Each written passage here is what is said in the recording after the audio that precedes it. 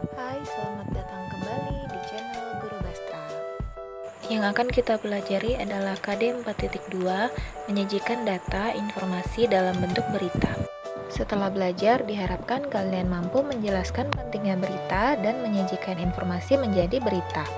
Hal yang akan kalian pelajari, pentingnya berita, penyampaian berita, dan penyuntingan berita. Kita mulai dari pentingnya berita. Jadi, masing-masing berita yang kalian baca atau dengar memiliki informasi yang penting. Informasi penting tersebut memiliki manfaat-manfaat. Manfaat yang kalian temukan merupakan bentuk dari pemaknaan berita. Yang kedua adalah penyampaian berita. Ada saatnya di mana kalian itu harus menyampaikan sebuah informasi yang baru saja kalian dengar atau kalian lihat. Tentu saja kalian tidak mungkin menyampaikan informasi itu dengan mengarang, bukan? Itu sama saja dengan berita hoax.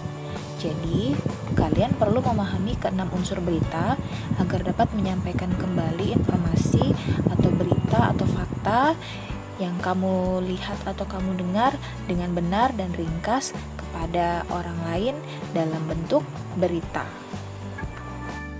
Ada beberapa langkah dalam menyampaikan berita. Langkah pertama, kita harus menentukan sumber berita. Jadi berita yang baik adalah berita yang dapat memberikan manfaat bagi kepentingan banyak orang. Jadi, sumber berita pun harus dipilih dengan baik dan sesuai dengan kenyataan atau fakta yang ada. Kita tidak bisa hanya mengambil informasi bersumber dari kata orang yang bukan sumber berita, atau hanya artikel di internet, atau bahkan yang lebih parah, kita mengarangnya. Nah, hal tersebut sangat tidak dianjurkan ya. Langkah kedua, yaitu mendatangi sumber berita. Jika kalian telah menentukan sumber berita terpercaya, langkah selanjutnya adalah mendatangi sumber berita. Dengan mendatangi sumber berita, kalian dapat mengamati secara langsung apa yang menjadi fakta penting, yang adik simbanya dari berita yang kalian sampaikan. Selain itu, kalian juga dapat secara langsung mewawancarai orang-orang yang terlibat langsung dengan peristiwa atau fakta yang ingin kalian sampaikan. Jadi, berita atau fakta itu sesuai dan tidak hoax. Langkah yang ketiga adalah mencatat fakta-fakta yang berpola adik simba. Masih ingat ya, adik simba itu adalah A, apa, di mana, K, kapan, C, siapa, M, mengapa, dan B, bagaimana. Atau 5W plus 1H, what, where, when, who, why, dan how. Jadi kalian harus catat semua fakta-fakta tadi yang sudah kalian datangi narasumbernya atau sumber beritanya, lalu catat fakta-fakta sesuai dengan adik simbanya. Nah, di sini ada contoh tentang hasil dari pencarian fakta-fakta dari sumbernya langsung. Misalnya adalah judulnya Lomba Membaca Puisi Tingkat Kecamatan. Jadi apa yang sedang terjadi? Di mana acara lomba tersebut dilaksanakan? Kapan acara lomba tersebut dilaksanakan? Siapa saja yang terlibat dalam acara tersebut, atau siapa saja yang menjadi juara, atau mengapa diadakan acara tersebut, dan bagaimana sih proses acara tersebut, apakah berlangsung baik atau bagaimana. Nah, langkah selanjutnya adalah yang keempat, mengembangkan catatan-catatan yang adik simba tadi menjadi sebuah teks berita yang utuh. Catatan yang dimaksud ini adalah catatan yang kamu dapatkan tadi ya, dari wawancara atau penemuan adik simba tadi atau 5W plus 1H-nya. Nah, sajikan informasi yang kamu dapatkan dari yang penting ke yang kurang penting, dan sesuaikan juga dengan struktur dari teks berita. Ini sudah kita pelajari ya pada pertemuan selanjutnya di KD 3.2. Nah, jika teks berita kamu sudah jadi, otomatis berita tersebut harus dipublikasikan, bukan? Tapi ada satu langkah lagi yang harus kalian lakukan, yaitu melakukan penyuntingan berita. Jadi, sebelum dipublikasikan, berita harus melewati tahap penyuntingan. Penyuntingan di sini dimaksud adalah mengedit. Mengedit ini atau penyunting ini dilakukan seandainya ditemukan beberapa kekeliruan dalam teks berita yang kamu buat. Tapi kekeliruan itu adalah hal yang wajar ya. Nah, sekarang kita akan bahas aspek-aspek apa saja yang harus kita perhatikan dalam melakukan penyuntingan. Aspek yang pertama adalah kebenaran isi berita. Jadi fakta-fakta yang tertuang dalam berita yang kamu buat itu harus akurat. Akurat artinya, fakta-fakta tersebut bisa dibuktikan kebenarannya. Jadi kamu harus melihat kembali, apakah berita yang kamu buat tadi sudah sesuai dengan fakta yang sebenarnya? Jika ya, berarti teks yang berita yang kamu buat sudah sesuai dan benar sesuai dengan faktanya. Aspek yang kedua adalah kelengkapan isi berita. Jadi berita yang kamu buat harus lengkap dan memiliki unsur-unsur adik Simba, yaitu apa, di mana, kapan, siapa, mengapa, dan bagaimana. Periksa kembali apakah teks berita yang kamu buat tadi itu sudah memuat adik Simba. Jangan sampai teks yang kamu buat masih kurang, misalnya tidak ada bagaimananya atau tidak ada kapannya. Nah, ini hal-hal yang paling penting. Jadi jangan sampai tidak ada dalam berita kamu. Aspek yang selanjutnya adalah struktur penyusunan berita. Jika berita kamu tadi sudah memuat unsur-unsur yang lengkap, pastikan berita yang kamu susun ini juga terurut sesuai dengan struktur dari teks berita, yaitu dimulai dari judul, kepala berita, badan berita, dan ekor berita. Nah, ini sudah kita bahas di KD 3.2. Pastikan pula berita yang kamu susun itu berurut, dimulai dari bagian yang penting ke bagian yang kurang penting. Aspek yang selanjutnya adalah penggunaan bahasa. Penggunaan bahasa ini akan saya bagi menjadi dua. Yang pertama adalah keefektifan kalimat, dan yang kedua adalah ketepatan ejaan. Untuk keefektifan kalimat, maksudnya di sini adalah kalimat-kalimat dalam teks berita yang kalian buat itu harus efektif. Efektif ini berkaitan dengan susunan kalimat yang baik, yang sesuai dengan kaidah kebahasaan. Jadi syarat kalimat efektif itu harus sesuai EYD, sistematis, tidak bertele-tele, dan tidak ambigu atau bermakna ganda. Ada beberapa ciri kalimat efektif. Yang pertama, kesepadanan struktur. Jadi kalimat efektif adalah kalimat yang memiliki setidaknya subjek dan predikat. Yang kedua, kata depan jangan diletakkan di depan subjek.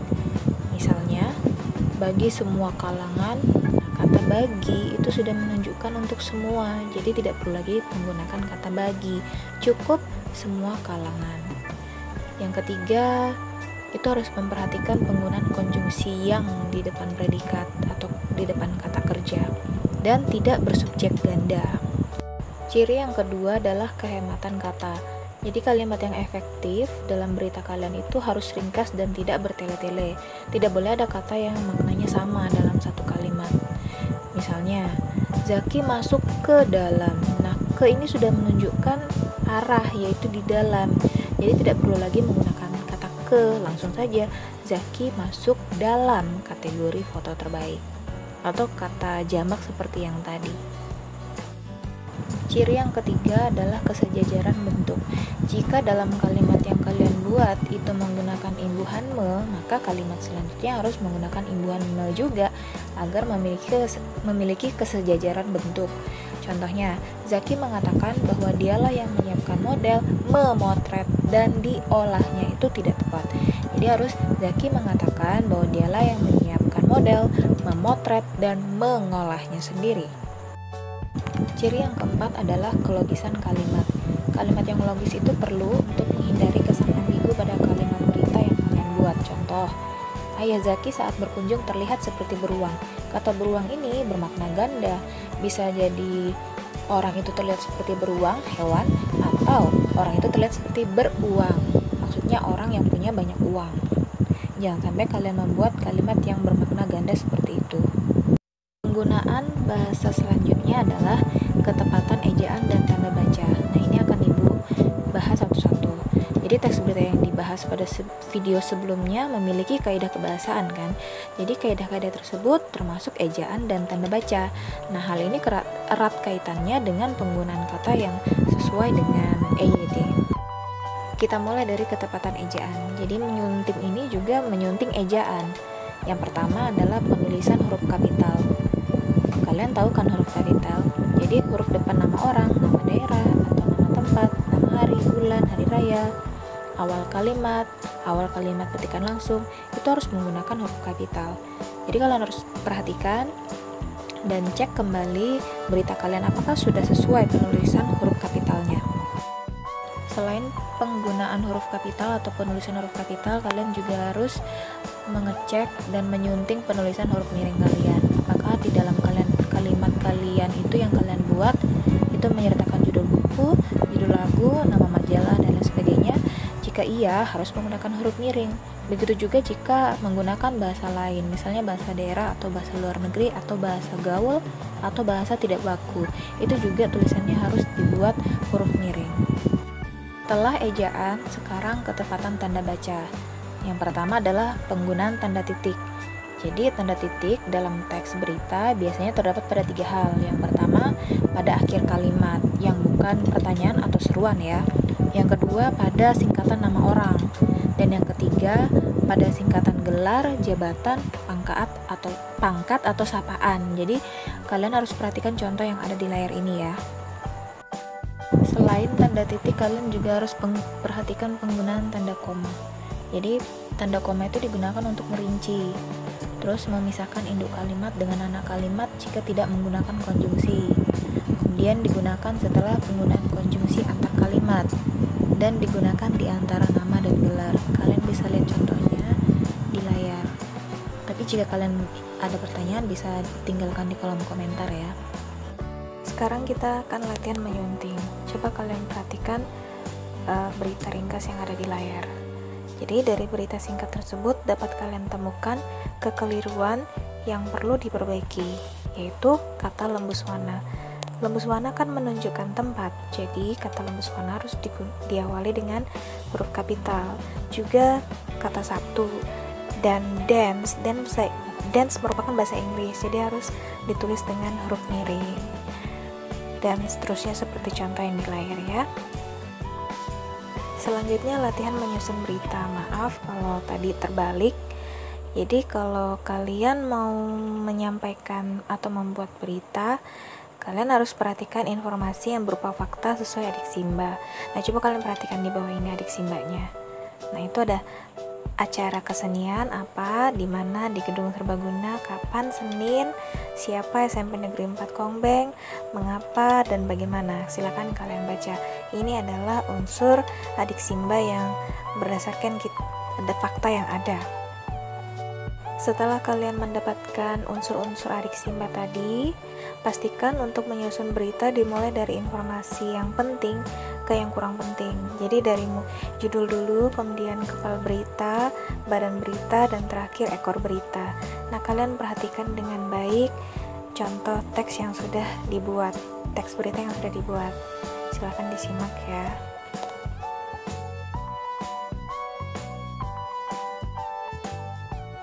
Teks berita telah berhasil dibuat.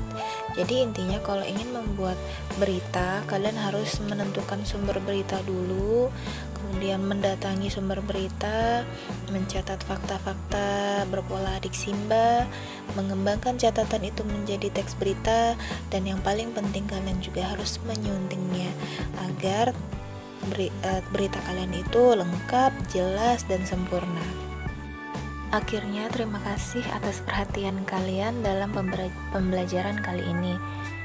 Semoga pelajaran yang kalian dapatkan dapat berguna bagi kalian semuanya ya. Amin. Dan jangan lupa kalian untuk terus menonton channel Guru Bastra, karena pada video selanjutnya Guru Bastra akan membahas bab 2, yaitu iklan sebagai sarana komunikasi. Oke, terima kasih atas perhatiannya. Sampai jumpa lagi.